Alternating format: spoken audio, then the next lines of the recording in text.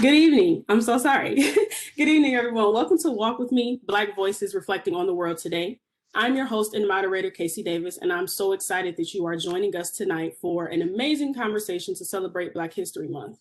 Tonight's show will be a conversation with current and former CMU students from 6 departments from CMU's College of the Arts and Media. We will be spending the hour getting to know their experiences as Black students at CMU, as well as Black professionals in their chosen fields. So, just a little bit about myself. Again, my name is Kasey Davis. I am a former CMU graduate. Spring of 2019, I attained my Bachelor of Applied Arts degree in Broadcast and Cinematic Arts and Journalism. I'm currently a second-year graduate student about to attain my Master of Arts degree in Electronic Media Management that's also under the School of Broadcast and Cinematic Arts.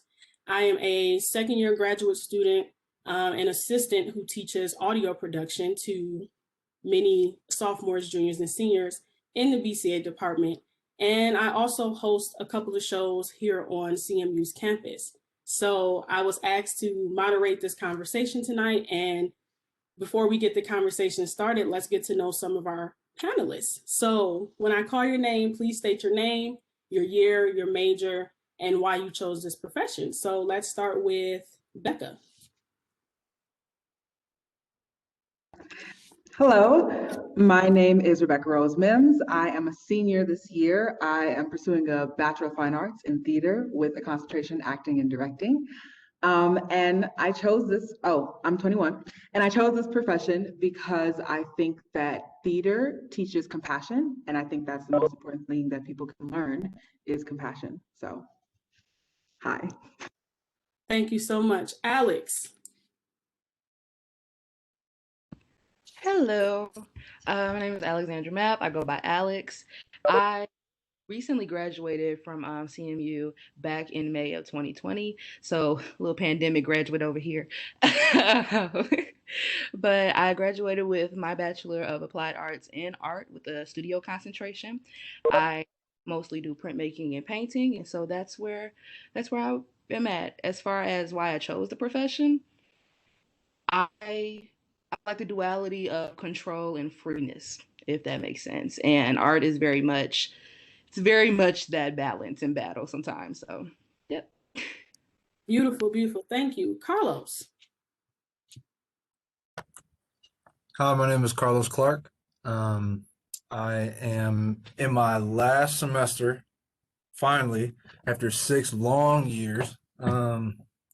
I originally came to CMU in 2015 as a scholarship football player. I quit the team in 2017 and I auditioned to the School of Music, where now I am almost finished with my music performance degree.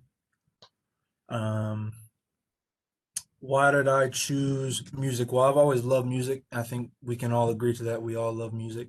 Um, and I love to be the center of attention. I love to be expressive. So I think it's just perfect for me. I love to perform. So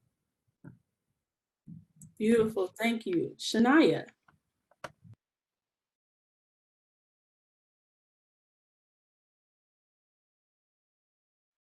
Uh-oh, Shania, we can't hear you. Can you hear me? Yes, perfect. Okay. I'm Chania. I'm a senior here. I am majoring in broadcast and cinematic arts with a minor in journalism. And I chose this profession because I love storytelling and seeing the audience's reaction after I've said something crazy or unique. So I just love doing journalistic things and stuff like that.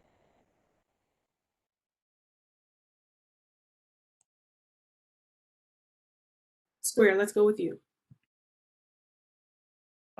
Okay, my name is Daniel Square. I normally just go by my last name, which is Square. I'm a senior here at CMU. I'm 21, and why I chose this profession, I think at a young age, I feel like I grew up differently, and I definitely like expressing myself, and I've always been into like doing different creative things. So I feel like this profession, similar to what Alex was saying, gives you like that freedom, and it like feels like you're not really like trapped. Like it's kind of like your ideas you get to put to life, and it's like a sense of like relief when you get to like create something, and then like people like it. So yeah, that's it. Definitely, I agree. Thank you so much. Jonathan. All right. Can everybody hear me? Are we Yes. good? Okay, awesome. My name is Jonathan Josey. I'm a fifth year senior, and I never, ever thought I would say that. I recently switched to communication as my major, and a reason why, and I'm 22, and a reason why I'm a huge talker. You will definitely find that out throughout this panel. Kasey gonna have to mute me a couple of times, and that's all right. But I recently fell into communication, or I got a new love for it because I love the concept of being able to translate a thought that's in my head to somebody else's head, whether that's through communication or through some imagery that I'm doing through language. I think the concept and the process of that is absolutely beautiful. So Beautiful. Thank you. Kalynn. You guys hear me? I just want to make sure. Yes, we can. Okay. I was running a little bit behind, so I just wanted to make sure. Well, my name is Kalynn Tabron, and I am an alumni over at CMU. I graduated back in December 2018. I almost jumped up a year myself. But it's kind of crazy. I know a lot of reasons why a lot of people kind of join this field is to really create art, which is something I do love to do. But the reason why I started photography to begin with was a way for me to control my anxiety. It kind of gives me a way to kind of use anxiety as my greatest strength when it comes to photography. There's a lot of times where I'm thinking and my brain's racking too much, but those times are when I'm shooting is when it's like brought into my greatest strengths and I'm able to create all of those moments. So that's why I am in my field. Beautiful. Thank you. And last but not least, Yasmeen. Hello, my name is Yasmeen Duncan. I'm a senior here at CMU. I'm a BFA theater major with a concentration in acting and directing. I'm 21 as well. I chose this profession because I remember seeing a lot of shows when I was younger and like seeing like how the world changes in them. And I wanted to be a part of like creating those things and like allowing audiences to see new worlds and new people. And so that's why I am in theater. Beautiful. Thank you so much. Thank you all for your introductions. You all are doing such great work in your field.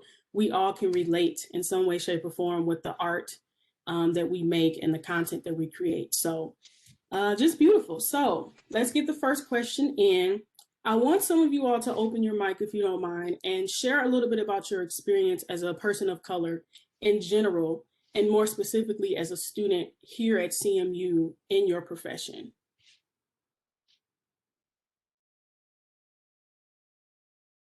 I could start off if that's okay. So I think it's definitely different for me, especially since I grew up in Detroit, and I was used to seeing people that was kind of like just like me.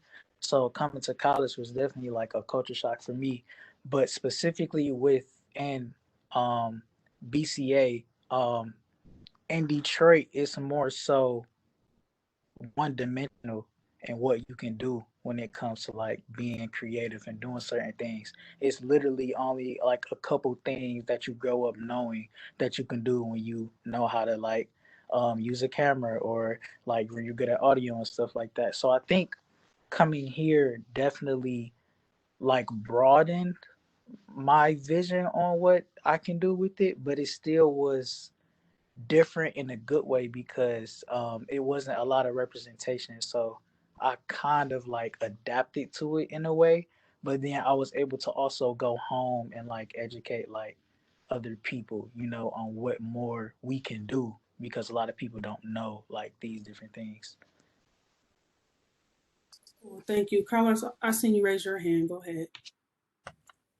Yeah, I think my experience has been in the School of Music as a black man is pretty lonely. I think, because I mean, I look around and I feel like some of y'all can relate, but in class, I'm sitting in rehearsal, I'm the only one. You know what I mean? So that happens a lot. Yeah, that's all I have to say about that. I definitely agree. I think that being a student, a Black student at a predominantly white institution, we're definitely very singled out in classrooms and in our elements. So I'm glad that you and Square definitely shared your experience, and how Square definitely related to how being from Detroit and being from the inner city in a more urban area is completely different from being in an environment where you're completely taken out of your comfort zone. So does anybody else want to add to that before we go to the next question? No. All righty. Okay, so question number 2. What are some challenges that you've had to face as a person of color working in your field? Jonathan, let's toss this one to you. Let's see. And then we're gonna go to Becca. I see you raise your hand.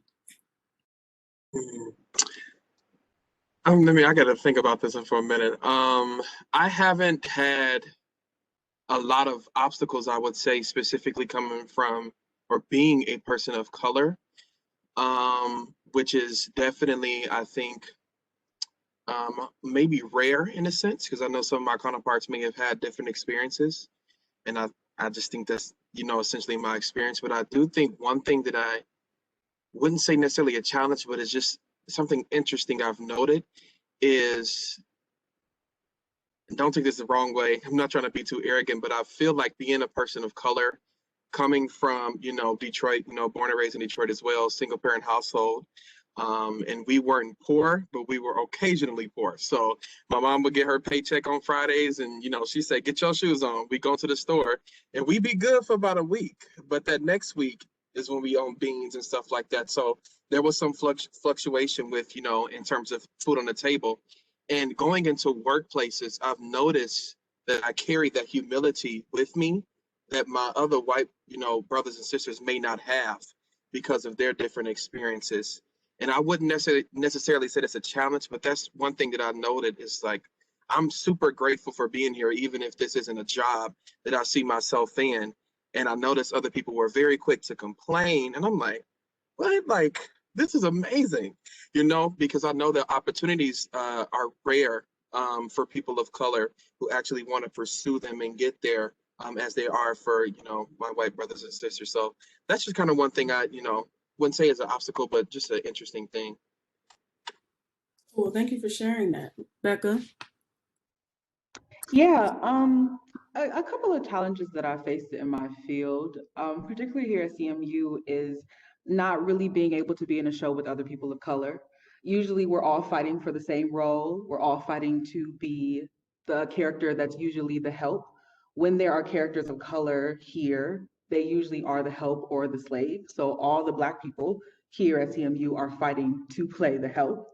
And when we do play a character that's not a character of color, that's not written to be a character of color, then we're equals like everybody else. But when a play is chosen that has people of color in it, we're usually side characters pushing forth a main character's narrative, whatever it be. I've also noticed that in my field, my hair can be unmanageable most of the time. And I am lucky that I was raised to do my own hair, to be able to do things with my own hair, to braid it, to do what I need, to know what I needed to do in order to not be looking crazy. But there are a lot of women who don't have those skills and should be able to walk into a room and have the costumers be able to do their hair. But usually, especially here, no one knows how to do Black hair. They don't have that knowledge. Or we all have the same hairstyle. Or I find most of the time I've helped other girls do their hair when I'm an actor and it wasn't my job. But because nobody knew how to do it well enough, because they didn't have the knowledge of that or seek the knowledge for that, we've had to rely on our own skills. That's something I've noticed quite often. And that will probably relay out in the real world. Not everybody is as advanced with knowing how to do ethnic hair that is kinky. Often I'm asked questions about how is it straight. One time I was sitting in the costume room and somebody just watched me do my hair and was like, wow, didn't learn, didn't ever begin to help me, just stared at me and watched, right? But I know how to curl white hair. I know how to style and tease white hair, and I've never teased my hair a day in my life. So just having the skills to know how to do white people's hair, but knowing that I don't have anyone here who knows how to do my hair is something that I have to carry. So, yeah. Thank you for sharing that. That's very interesting. I think that when we're in this field of art and when we're surrounded by different makeup artists and hairstylists and people behind the scenes, I think that that's a huge struggle, not just here at CMU, like what you're experiencing. I think that that's something that can definitely be seen in sense of like Hollywood and in the actual industry as well. So thank you for sharing that. Does anybody else want to add to that before we continue on with some more questions? All right, cool. So next question, what do you wish that the faculty in your field of choice knew about your experiences as a person of color? Yasmeen, then Alex.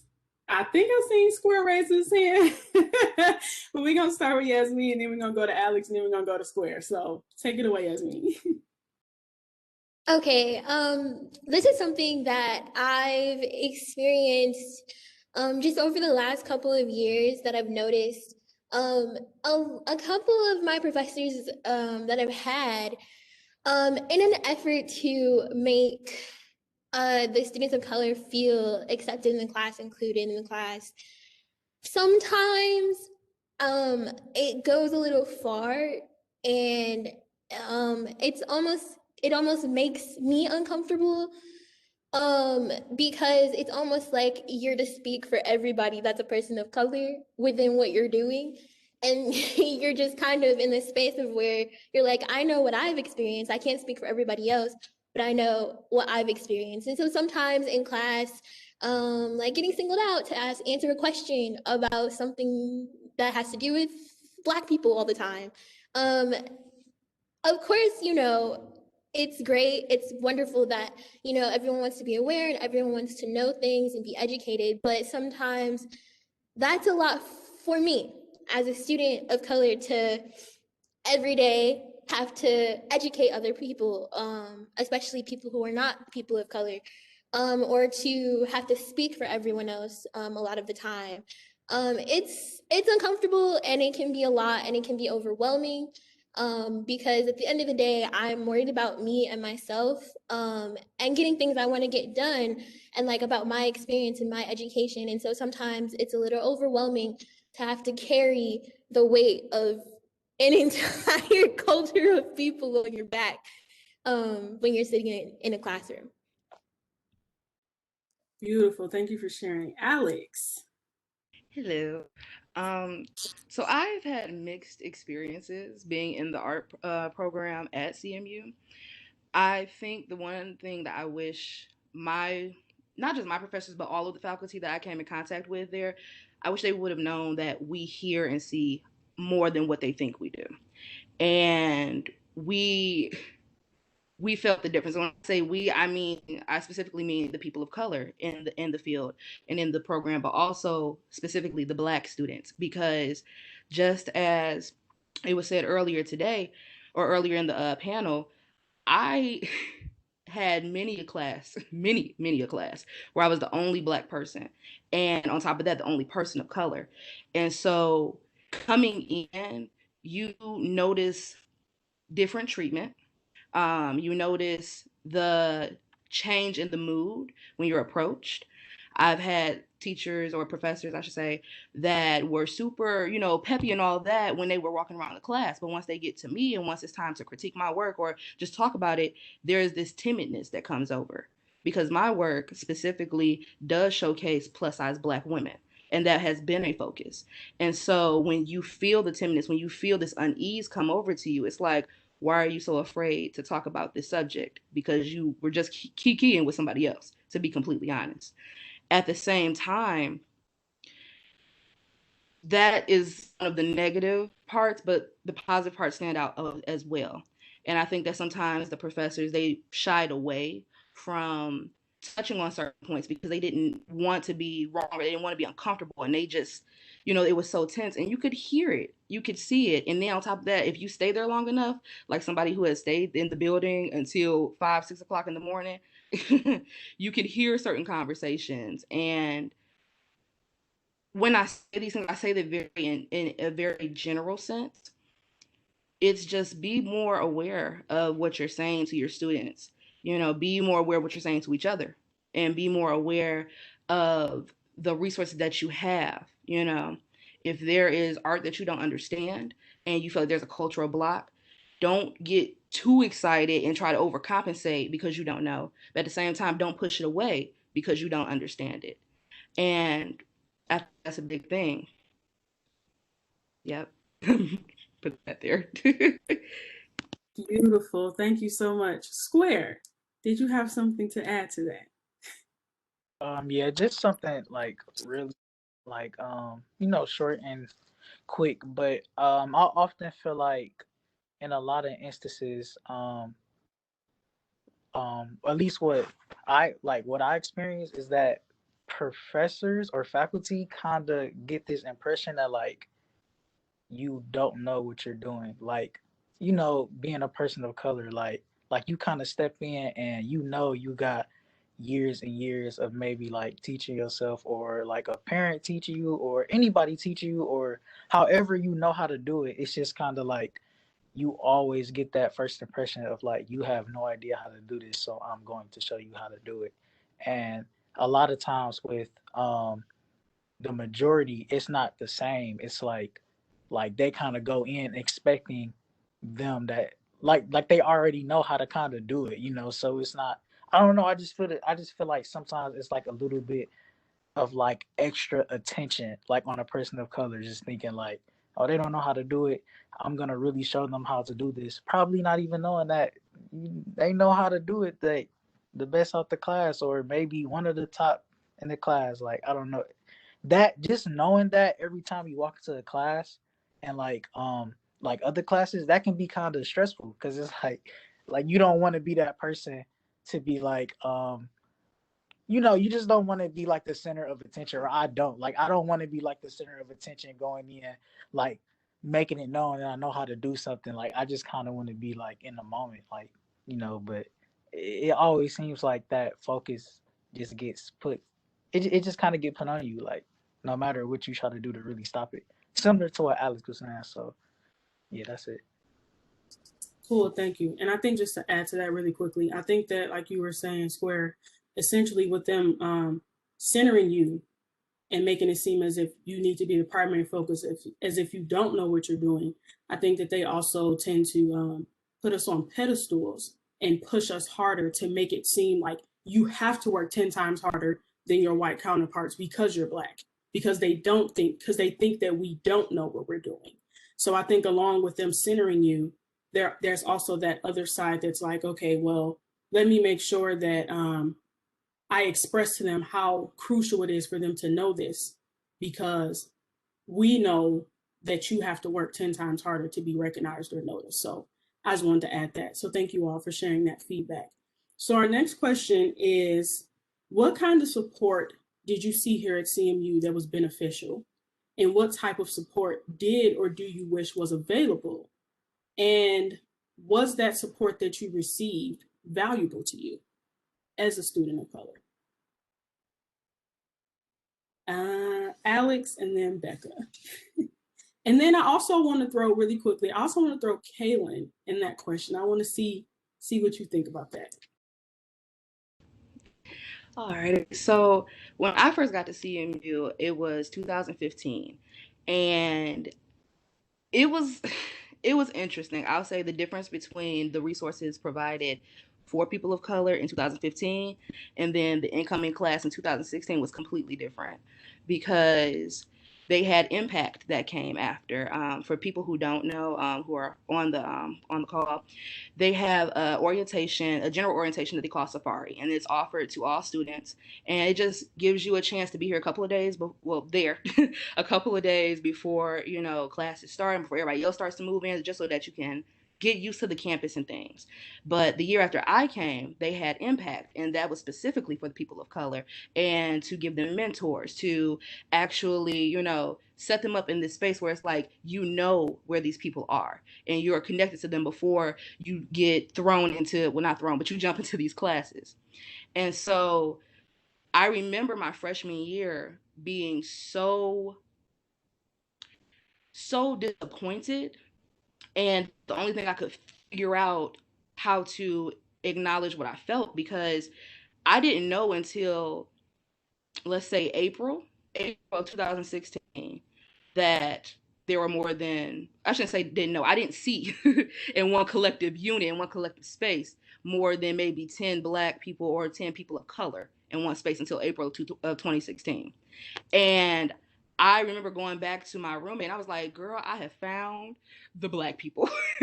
And that might sound bad to some people, but really, like, when you're walking around this campus and you only see white people mainly, and you're never really getting a chance to interact with anybody that looks like you, that connects to you in a certain way, it's hard. And the resources that were available, which were very, in my opinion, minute, that's just me, they were not as welcoming. And throughout my 5 years, they were not as well. They were never really welcoming. And I think that is very much a disservice to your students of color when you have a specific area, a specific office, if we will, that claims this banner of, we are promoting multicultural excellence and we really want to help and give those resources. But when you walk in there, there is this air of, we are already better than everybody. That's what I felt, and that's what a lot of people that I was, that I knew that were involved or even came in contact with, they still had that. And so the resources were not great. Now, I will say, moving forward over the years, I was so happy to see everybody else come up under, and they had impact. They had more res life, more RAs and MAs who were persons of color. And to see that gave me hope, because I'm like, what I dealt with my freshman year, what I dealt with being an RA, and, just from my own personal experience, being an RA and being the only Black person, only person of color in that field, that's a trend at CMU and at a lot of PWIs, predominantly white institutions, is that for all of these, white people, all of these non-Black people, all of these non-people of color, I include them all, you never really see that equal ratio. And I definitely carried that coming out of CMU. I definitely carried that feeling of, I know that they're there, I know that there are resources, but I don't feel comfortable to go to them because they either don't align with what I need, or they push me away, in a sense. So that's where my thoughts were on it. Now, on positive help, and I'm definitely gonna wrap up. On positive help, I think that having certain teachers that came in that were more resourceful than what was presented at the beginning of the school years and whatnot, they really helped. I had one professor, Dr. Rachel Barron Duncan, and she helped me in this time of need where there were so many school shootings going on based on color, based on racism. And this white woman who really didn't know me from a can of paint, she sat in this hallway with me while I cried, and she said, I'm going to be here, and whatever you need, I'm going to try and give that. And that has stuck with me as well. So you see both sides. I know both sides. I'm very much a neutral person because I see it all, or see as much as I can, I should say. So that's my stance. Perfect. Thank you. Becca. Yeah. So when I think about a time that I felt really supported, it was when I and a few other women of color here at CMU got to do a show called For Color Girls. And what happened was, me and my best friend went to one of the faculty here, and we were like, hey, we really want to do this play about Black women. Can you help us do it? And she said yes. And then we got to perform it. That experience for me was something I will carry with me for the rest of my life, because I had never acted in a show with so many Black people on a college level, Black women, being able to tell stories that I could really relate to. And it was such a contrast because there have been a lot of times where I've brought a show or something that's about Black women or Black women's experiences, and I've had faculty say they don't feel comfortable directing that because they're not a person of color, which is an excuse. It's an excuse, I gotta say, because if you're not comfortable find resources, find other ways to help me achieve the things I need to achieve here instead of shutting a door in my face, because that's what you're doing when you tell me you're not comfortable. When you don't make opportunities for me, when you don't go somewhere else, if you're not a faculty member of color, there are other faculty members of color out in the ether that you can ask questions to. Like, it shouldn't be a closed door. And that was one prominent moment in my life where somebody opened a door for me and walked me through it. And it didn't matter that she was not a Black woman. She made an opportunity for me to express my art the way I needed it to be expressed. Also, another time that I was supported here was, this is kind of backhanded, because there was an incident that happened on me and my best friend, who is also my roommate's door, our sophomore year. Jesus Christ. And after the incident happened on our door, there was such an overwhelming, oh my goodness, wow, I'm so sorry that happened to you. And it was great. And it was also like, where y'all been at the same time? Like, I felt supported, but there wasn't consistency after the incident. And so that was kind of backhanded too. Like, everybody was like, I can't believe stuff like this still happens. But then a week later, it was forgotten and we had moved on. So like, yeah, I've been supported a few times, a few significant times, but the consistency isn't there. Yeah. Perfect. Thank you for sharing. Kalynn, do you have anything to add? And I also want to get Chania's opinion on this, if you have any comments about that as well. So it's kind of crazy hearing people's experiences with faculty over at CMU. I'm kind of shocked by it.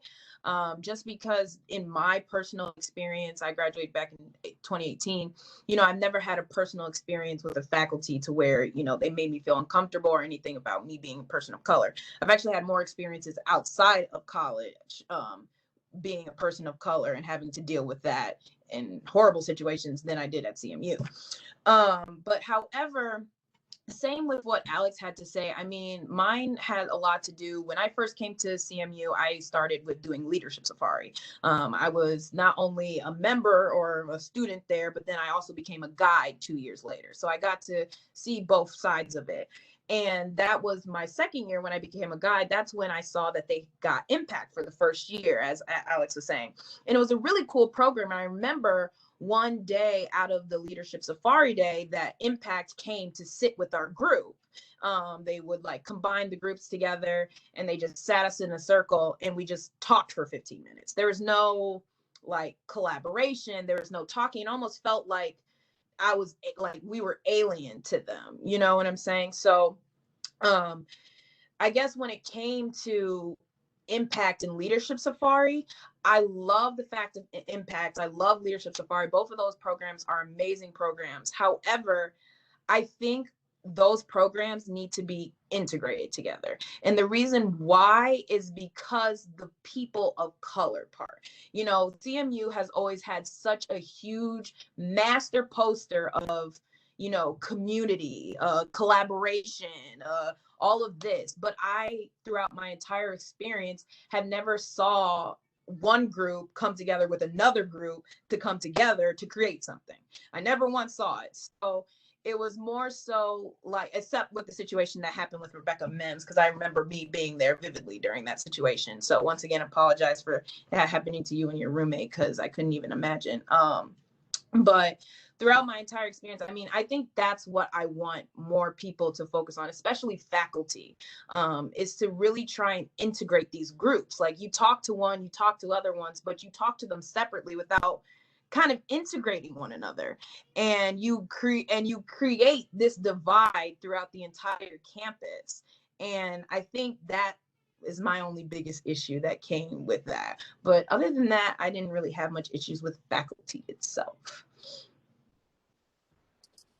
Perfect. Thank you for sharing. Chania, go ahead. Yeah, just piggybacking off of what Kalynn said. When I first came to CMU, I did in Safari, and I could instantly feel the shift between those two events. There almost was a sense of hierarchy, because I felt like once I was at impact, okay, here's all this community, I'm with my people. And then I went to Safari and it was like a total 360 because I felt so unincluded. And it was actually really a weird dynamic. And I almost was like, do I even go to school because I didn't feel I didn't feel community in Safari. I felt it in Impact, but then once I started going through the semester, it dwindled. I wasn't as, getting that same energy that I felt that I had in the beginning first came. So it was weird because I wasn't getting, and finding friends was hard. I was a transfer student, so I was coming in my junior year. So that was even harder because I'm like, okay, I'm supposed to meet these freshmen or these juniors. I don't know. But as far as staff, I haven't had any negative experiences, I would say. Only things was I felt like opportunities that were given to me sometimes were given because I was Black to show inclusion. And that was like, am I getting this because I'm talented or is it because, oh, we need her on this front page so they know we do like the Black people too. So it's weird, but yeah. Beautiful. Thank you. Thank you all for sharing your experiences. So we have to move along. So for this next question, I want to just ask two people to kind of contribute to their answer. From the experiences that you've gotten thus far as a student, do you think that you'll be prepared to work in your desired career field? Yasmeen and Carlos. I would say that I've gotten a lot of experience here at CMU having to do things for myself, making opportunities for myself, going outside of of this institution to get opportunities for myself. And a lot of that came from professors and from the school, being like, be autonomous, find opportunities, do what you need to do be successful. And so I think that will help me be have initiative as I go after I graduate from CMU and go into other things. I think that will help me in learning how to sustain myself and to know that, okay, I know this, I know that I can get this opportunity and actually going to get it. And that kind of, for me, I guess, as an experience, is an okay thing, and it's also a negative thing because of the fact that I've had to do so much for myself here. I think that goes to say, kind of linking back to the question before this about the support.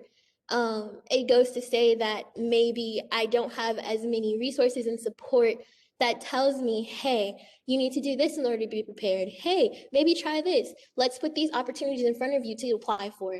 But I hadn't ever gotten that. A lot of the opportunities I've had outside of school, like internships and things like that, were not given to me. They're not made aware to me by faculty members or anything. A lot of that was on my own. And so I'm glad that I was able to do that and get that experience here and not be babied in a sense, but also I wish that we had opportunities like that, because how many more internships would I have gotten if faculty members were like, hey, look at these opportunities. Why don't you go try them out? And so that's my experience. Perfect. Thank you so much. Carlos. Yeah, so I think the road to being a professional performing musician is pretty straightforward, right? You go and you learn about how notes interact with others and the relationships and the history of everything, and then you practice. And then if you're good enough, you get there. But I think that shows a problem to me, is because there's only one way to get there, right? And everything that's taught to us here was created by people in the 1700s who didn't look like me at all. So I feel like there's only one way to go, and I'm not a one-way person. So I think it's kind of hard for me to get all my thoughts going, but I feel like the education of the root is so established that, yeah, I'm ready for like what I'm trying to do, but there's nothing outside of that. It's just like you play Beethoven, you play Mozart, you play another white man's music, and that's it, especially for my instrument. So, yeah. So it's like both. It's like, yeah, I'm prepared, but, Got you. Cool. Thank you for sharing. I want to move on to our next question. I want to direct it specifically to Jonathan and Square. So from the we have a lot of faculty and staff here with us this evening. Is there anything that these faculty members have done in classes that have made things difficult? And if not, what are they doing to make things more comfortable for you both being Black males in your fields? Jonathan, you can go first. I'm so sorry. All right, I'll go ahead. I'll say for me, once again, I haven't had too many negative experiences. I remember one particular time. Well, yeah, this is a negative experience, so never mind.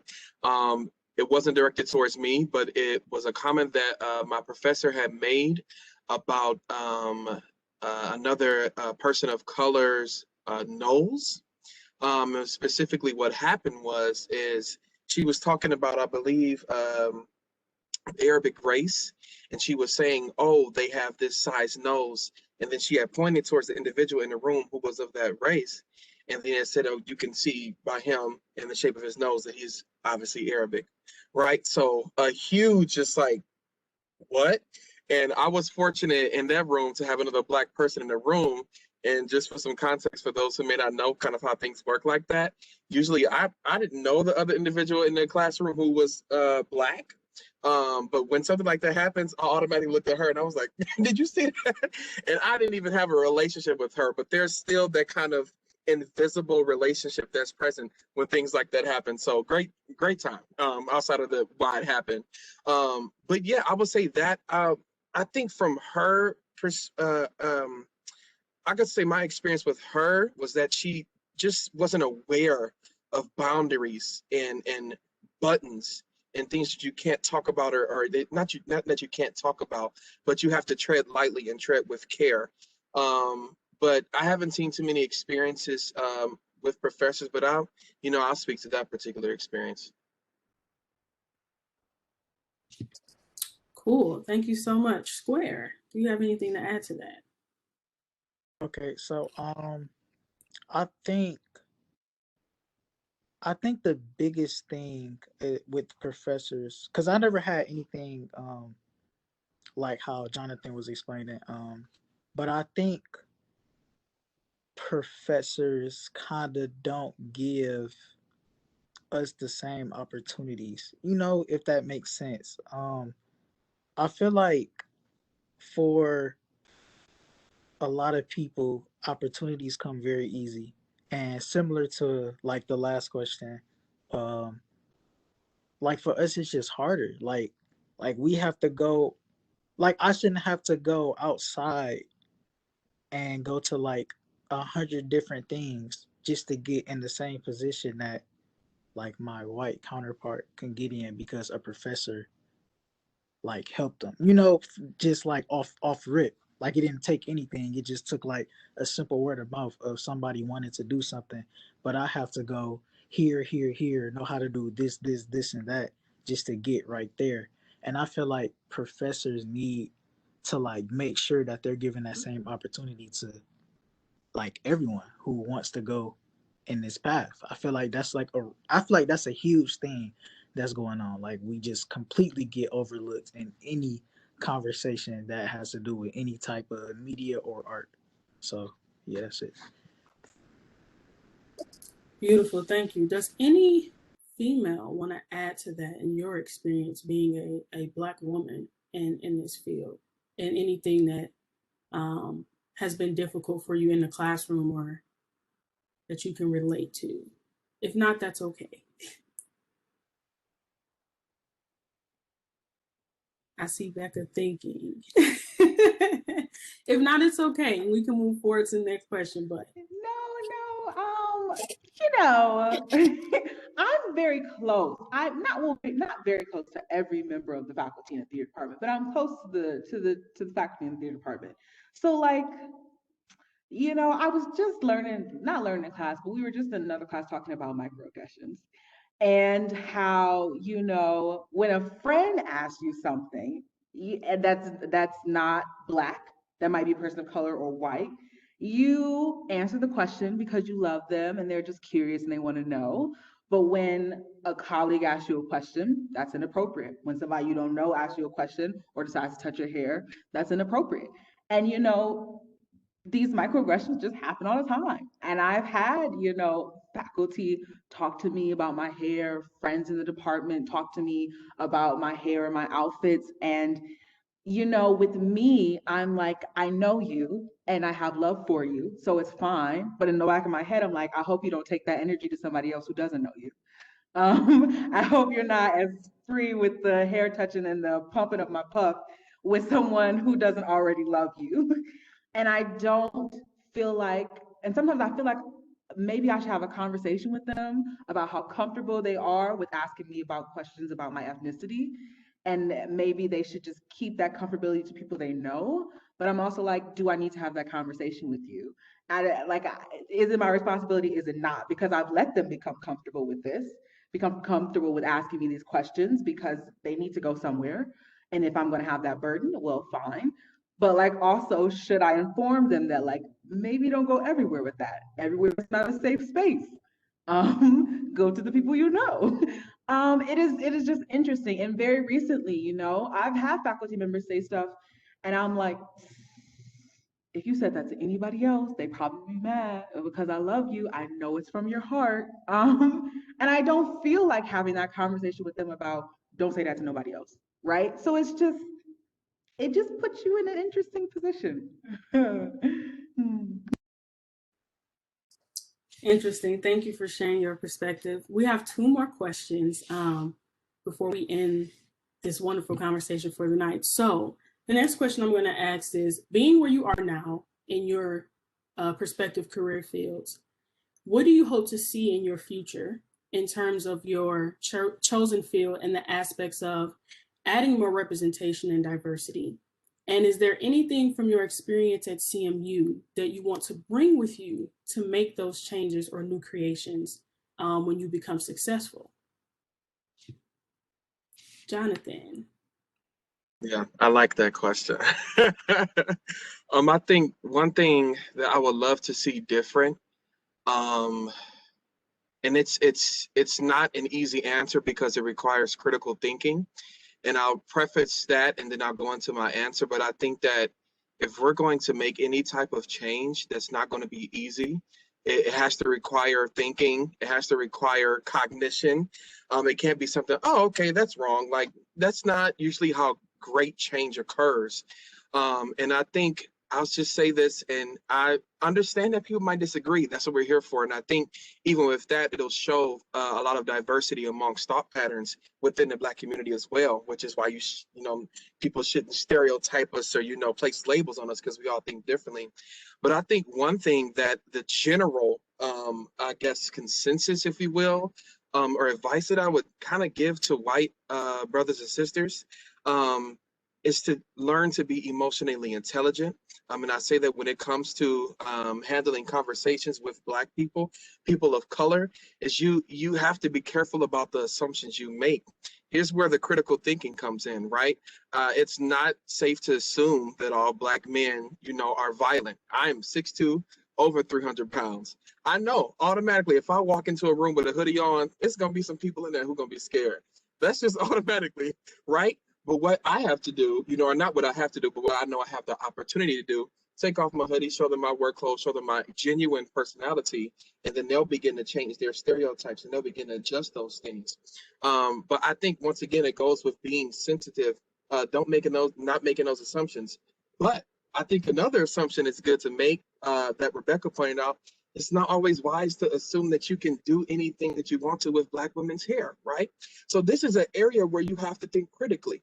Not every assumption is bad, not every assumption is good. But if you begin to actually take the time to learn about things that you're unaware of, Don't look at that uncomfort as a cue to leave, but as a cue to tap into it. Why do I feel uncomfortable? Why is this such a weird thing for me? Tap into that. Don't run away from it. And then you'll find out why. And then when you ask questions, most people, not everybody, will understand that you're coming from a genuine place because you care to learn. And I'll say my last thing, and I'll stop the chatterbox. But I'll be honest. I think one thing that I feel as we as Black people can learn to do more is to respond logically and not be so emotional about some things. And I know that we get so passionate and we see people doing things that are wrong. But if we say, wait a minute, I know I want to say something real angry, but they're not going to receive it. If we want to have genuine change, we have to say, okay, wait, let me take a minute. You should not do that. You're going to run into somebody who is not emotionally intelligent, like Rebecca had mentioned. And we have the opportunity, not an obligation, but we have the opportunity, because we are emotionally intelligent, to change other mindsets and to at least be the catalyst of change and to begin to challenge those mindsets of people because of who we are and what we know. So yeah, that's where I put the period. Beautiful. Thank you, Yasmeen. And then I also want to get Kalynn's response to this as well, if you don't mind. But Yasmeen, go ahead. One thing I would like to see in the theater department, specifically going forward, is more representation within the faculty. And I know that's not always controllable by like one person or one group of people, but it really makes a difference when you can sit and learn from someone who's doing what you want to do and that looks like you. Not to say that the people that are teaching me don't know what they're doing and don't have the knowledge to teach me, but when I go into the world as a Black woman in this field, it's not going to be the same as if I was a white woman walking into this field. Yes, I might take some of the similar techniques. Yes, I might take some of the similar knowledge, but in turn, my experience is going to be very different.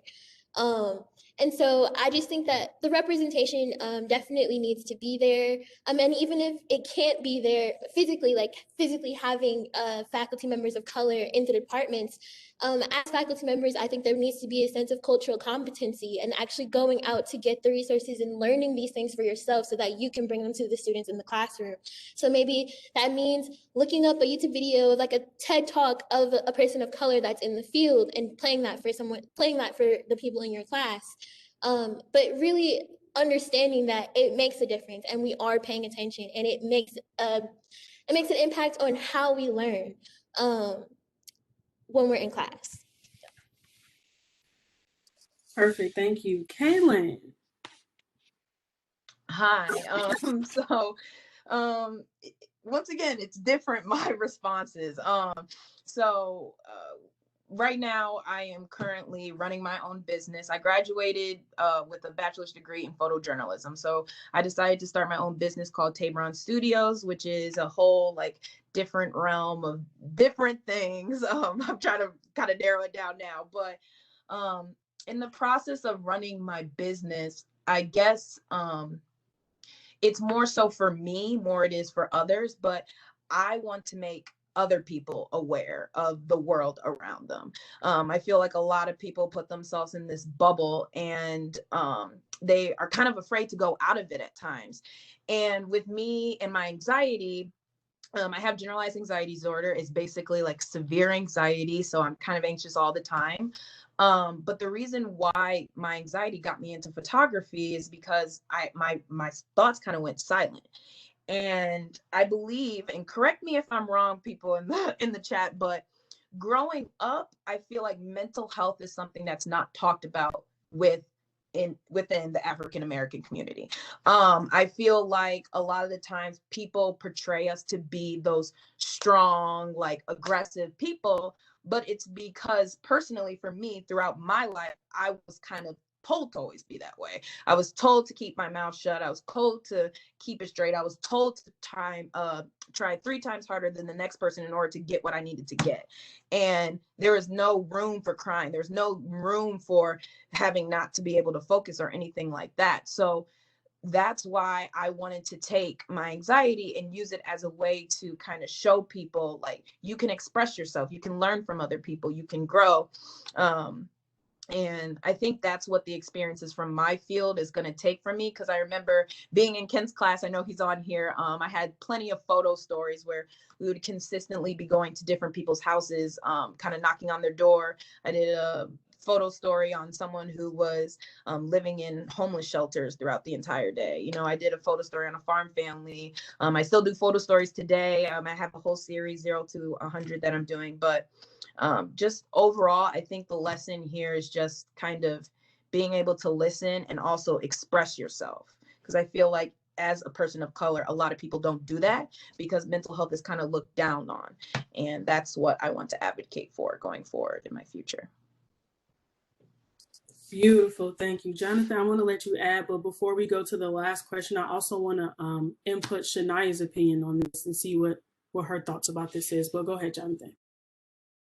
Yeah, I just wanted to say real quick, thank you, and I want to get it right, Kalynn, right? That's how you pronounce your name? Okay, awesome. Thank you so much for that and your transparency, of course.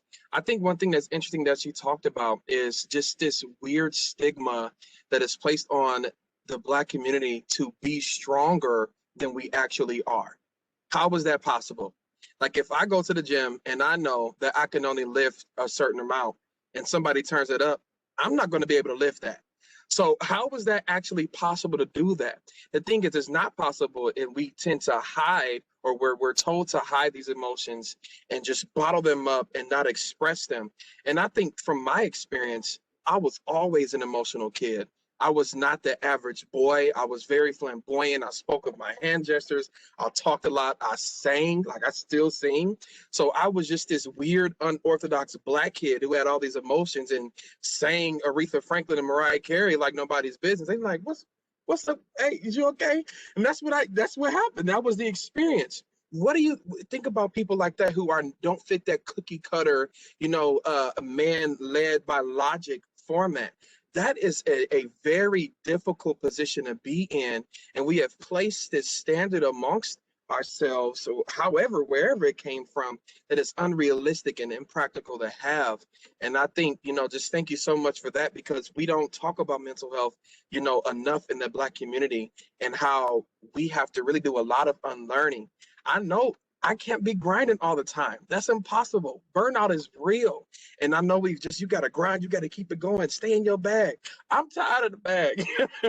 I don't want to be in this bag no more. I'll pop in the bag tomorrow morning, but just things like that.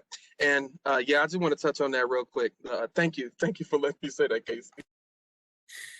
No problem. I love it. I love the transparency. Chania, what are your thoughts? I think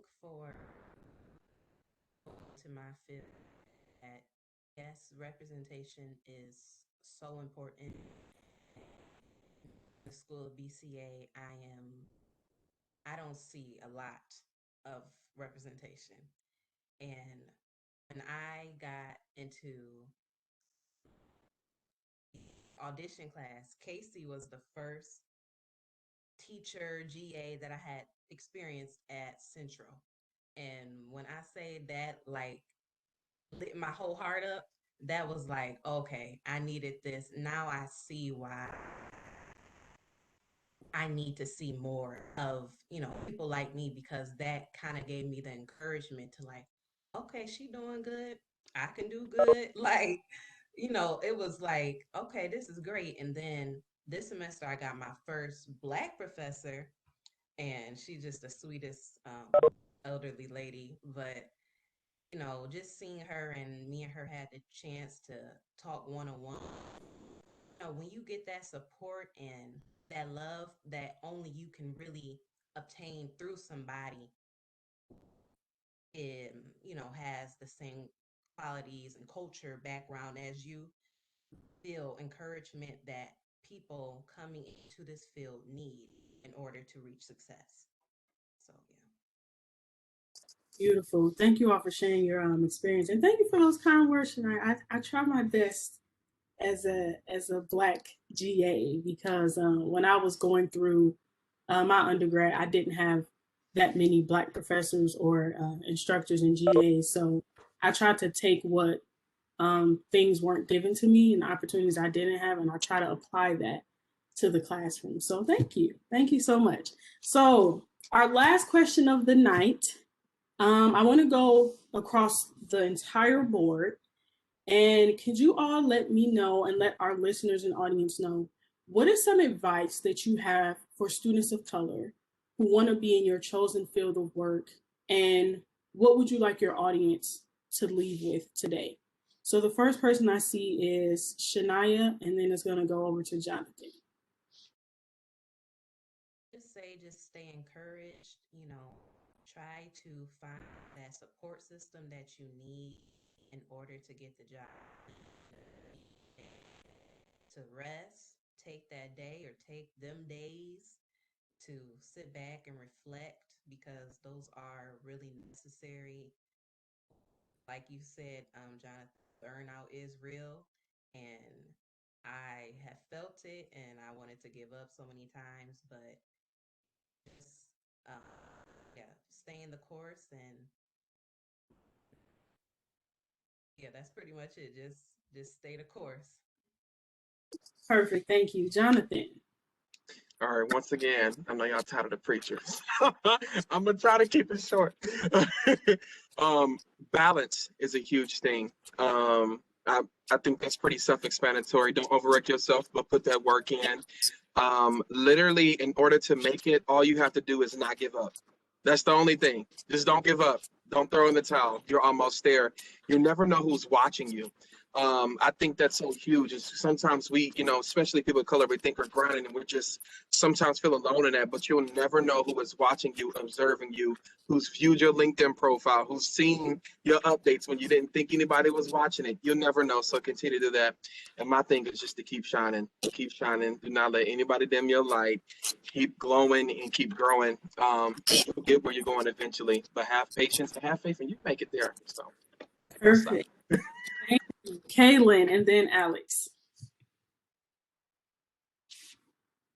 Sorry, I had to unmute myself. I guess the only advice I would have to give everyone is kind of just like express yourself, don't stop, silence your doubts, share your experiences and opinions with everyone around you, because that's what's going to help you as well as other people grow.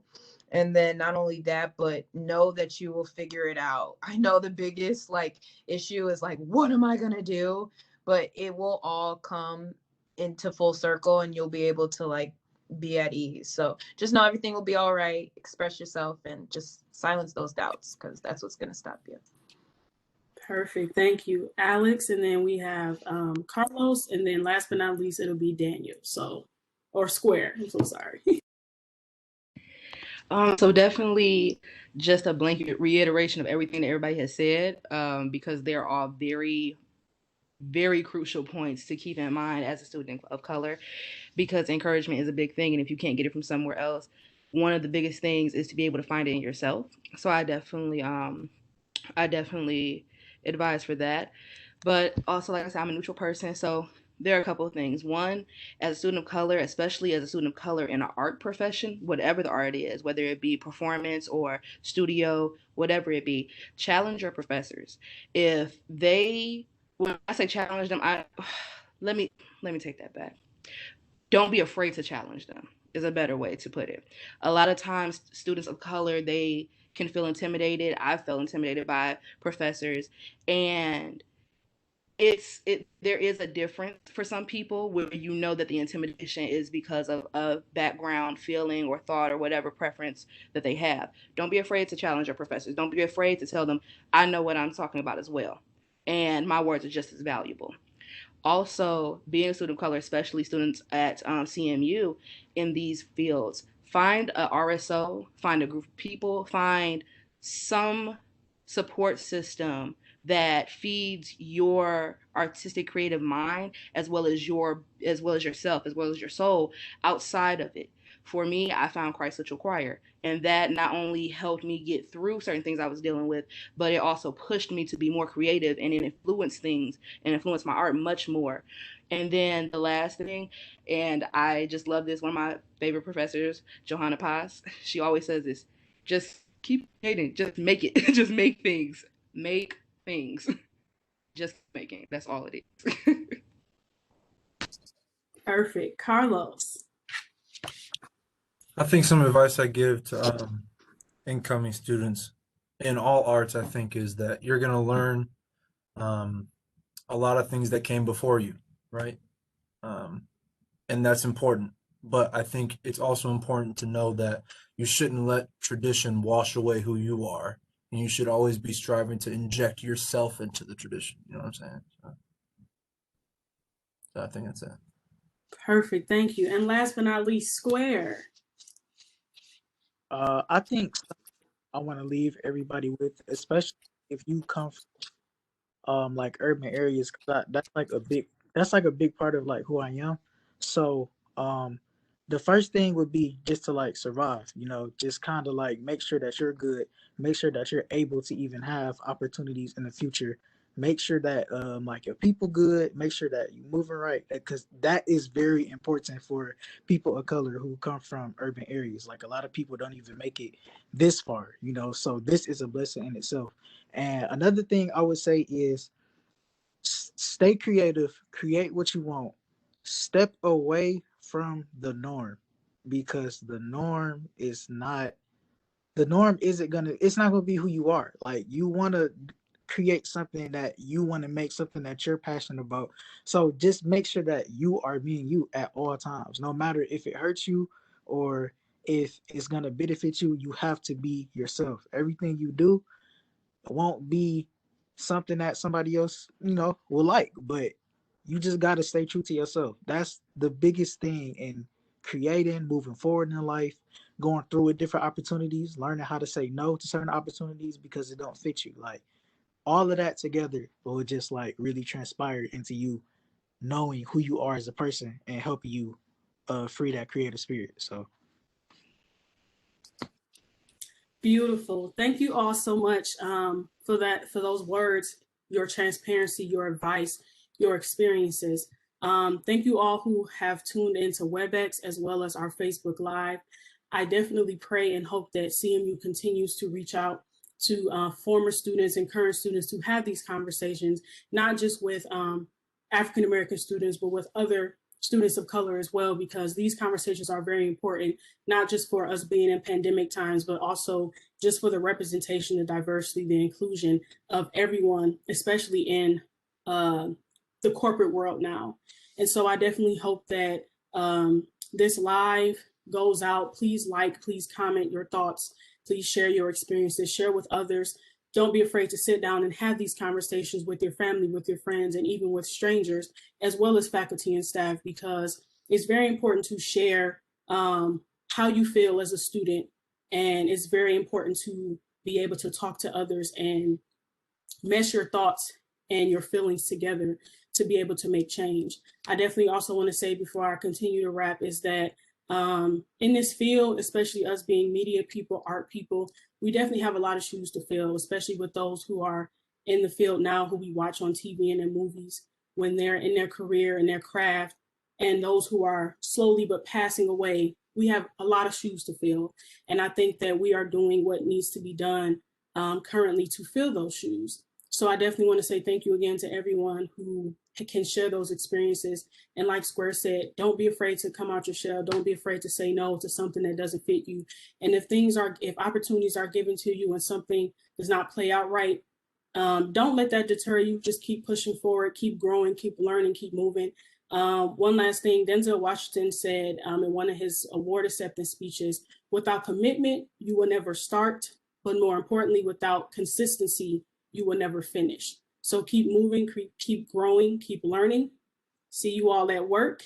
Get to work, build your brand, build your name, build your community, build your esteem, build your craft, grow in it, learn it, teach it, dwell in it, and we have shoes to fill. So again, thank you to everyone on WebEx who watched. Thank you to everyone on Facebook who watched. And CMU, we got this. Students, we got this. I wish you all the best of luck in your craft, in your field. I know a lot of you personally, so you all will see me in Moore Hall. And again, thank you to Asha for starting this this live, and you all have a great night.